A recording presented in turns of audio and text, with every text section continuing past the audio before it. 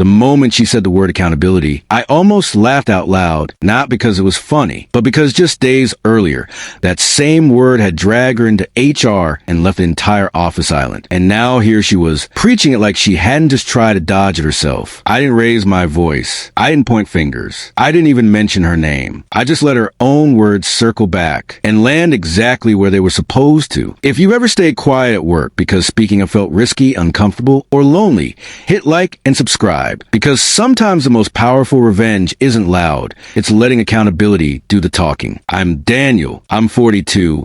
And a few months ago, I started a new job in a mid-sized consulting firm just outside Leeds. Small office, about 10 people total. Hybrid schedule. Most days, the building felt half empty. At most, 3 of us would be there in person. That quiet made everything feel closer. Conversations carried. Comments lingered. And one afternoon, during what should have been a casual discussion, someone said something that made my stomach drop. I won't repeat the comment. Not because it wasn't said clearly, but because it was so vile it didn't deserve air twice. The room froze. 2 people laughed. 1 nodded. And the woman who said it, Karen, leaned back like she just delivered a clever punchline. My chest tightened. Not metaphorically. Physically. My hands buzzed. My jaw clenched so hard my teeth ached. I've worked for over 20 years. I've heard bad takes, crude jokes, insensitive nonsense. But this was different. This was the kind of statement that tells you exactly who someone is when they think no one will challenge them. I didn't scream. I didn't slam my desk. But inside, something was shaking violently. I excused myself, walked straight to an empty conference room, and called my manager, who worked from a different location. She didn't hesitate. Speak to HR. Now. So I did. I told them exactly what was said, who was present, who laughed, who agreed. Within hours, those 3 were pulled into meetings. When HR followed up with me,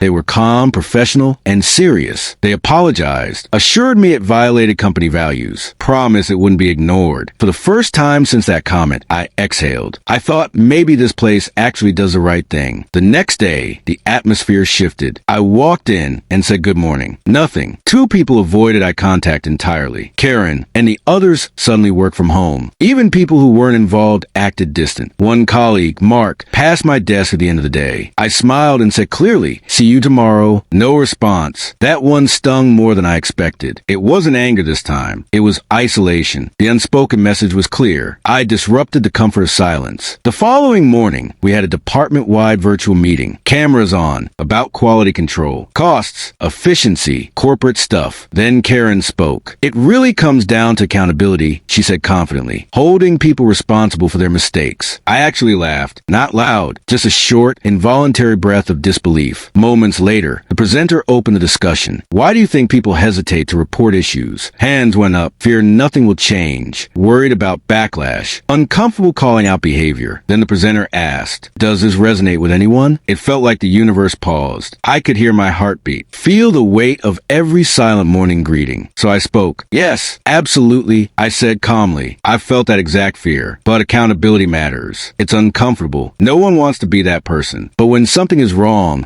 choosing silence only makes it worse. I didn't look at her. I didn't name names. I simply echoed her words back with integrity. Karen's face drained of color. Her camera clicked off seconds later. She returned briefly, voice shaky. "People have things going on in their lives," she said. "We should stick together as a team." I nodded quietly. Teamwork doesn't mean silence. It means standards. The meeting ended. Later that day, HR thanked me again. Karen never made eye contact after that. The revenge wasn't her embarrassment. It was watching accountability stand on its own. No insults, no yelling, no retaliation. Just truth reflected. She never made another comment like that again. In the office, it got quieter, safer, not because people were afraid, but because they understood the line now existed. Accountability feels like betrayal to people who've never been challenged. But silence isn't peace. It's permission. Sometimes the bravest thing you can do is speak, even when your voice shakes. If this story resonated with you, hit like and subscribe for more real stories where justice doesn't shout, it stands firm. And tell me in the comments, have you ever spoken up at work when it felt risky? Your story might help someone else find their voice.